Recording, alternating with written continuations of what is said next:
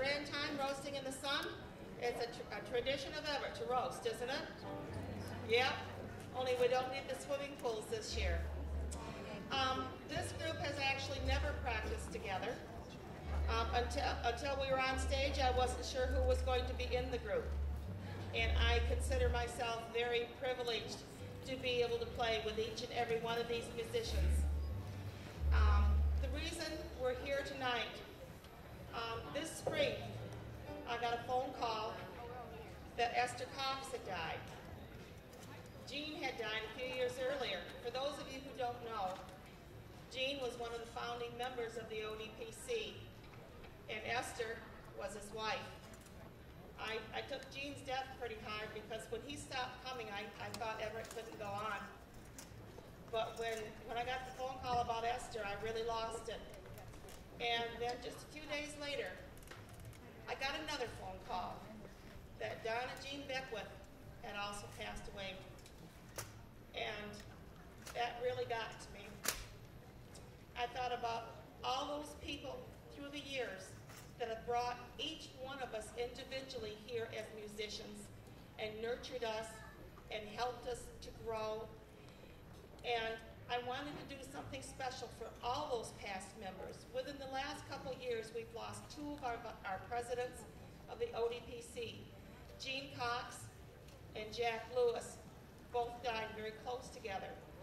Lou Lindenkugel was a trustee of the club for many, many years. Lou passed before the two presidents did. And we're losing our older members, and I wanted to do something special. This is a group put together of those people who've been here for a long time and loved our old officers who have passed and wanted to honor them. We're going to start tonight with Viola Schottische. If you're an old timer, as soon as I say that, you'll think of Viola Cox and her sunbonnet with her American flag waving from the corner of her dulcimer. Viola was Jean's mom, another founding member who died many years ago. I can see Viola playing with that sunbonnet on, and Esther in her younger years hopping around. I don't know exactly what kind of dance she was doing, but it was some kind of dance. You couldn't keep Esther down. So the first number is dedicated to the Cox family and for all that Jean and Esther did to build the ODPC into what it is today and to build this festival. This was their love child. And we're so happy that each one of you are here. And just by being here, you honor them. Viola Schottische.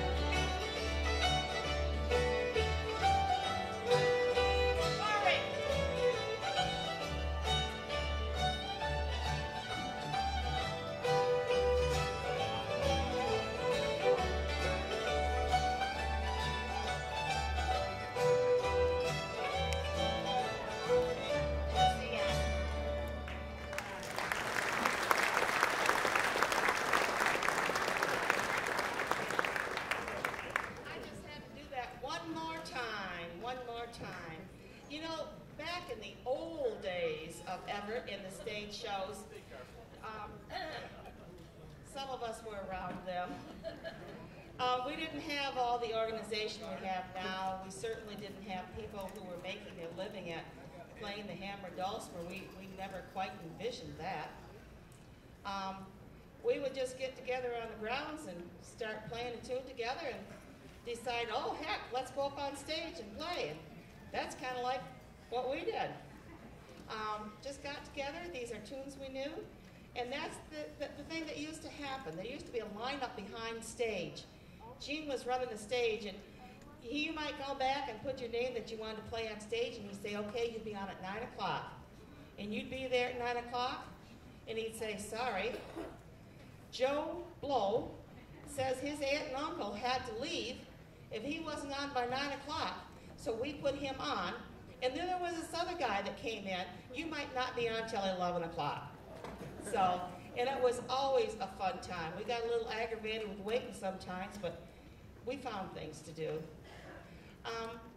Some of these folks up here you definitely need to know. Let's start with the man who told us last time out, and I contradicted, Mr. Glen Morningstar.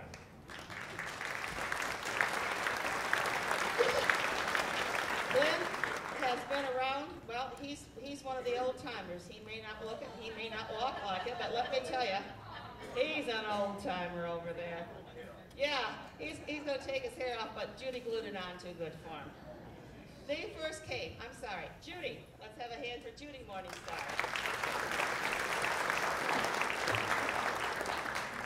They first came to Evart in 1977 as part of a three-piece group. They played with Tom Radcliffe, who has also passed. And they came again in 1978, and I think the rest is history. In 79, they came back with a big country dance orchestra. How many of you have heard of the Old Michigan Roughwater String Band? Well, those of you who aren't clapping and don't know them, you don't know what you're missing. They perform yet as a group today. They have their walkers and everything they get in with. They are a fantastic group, and talk about a close-knit family. That group is family to each other. They love Evart, they love the old-timey things, and great supporters. Glen calls dances. He used to call dances every month at Greenfield Village until they kicked him out for some reason. Some 23 years there. And he was preempted by rules and regulations. The Roughwater String Band features 4 hammer dulcimers, 3 fiddles, 2 guitars, a mandolin bass, and Don Hayes on spoons. They first recorded in 1981, and guess what tune was on their recording? Viola Schottische. Yeah, wonderful. To my left here is also Judy Raber. She's part of the group, not because she's an old timer, she's kind of a newbie. Well, she is.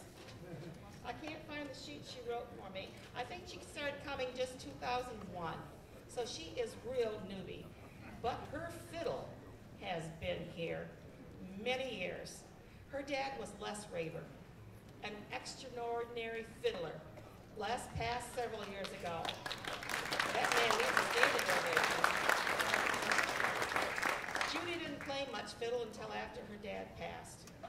She picked up his fiddle, and she hasn't put it down since. She has grown as a fiddler and a very close friend to many of us. So she brings this fiddle and the love of Evart. When she came here the first time, she came with her dad, but then she had to come alone. And she quickly made new family. Right, Judy? She and her friend Jim McKinney have a book of tunes that has been issued. What's the name of that book? It's called Come Dance With Me by Les Raber. Tunes that he played for 30 to 40 years. Dance tunes, jigs, reels. So the tunes won't be lost. We need to keep these treasures together. Melva Cox is the daughter of Gene and Esther, and she wrote and asked for one particular hymn to be played to honor Esther. Esther was a Methodist minister, and she was full of fire. That woman never sat still. She was always doing everything. Just a wonderful person to be around. She was editor of the ODPC newsletter for many, many, many years. And she wrote as a little mouse.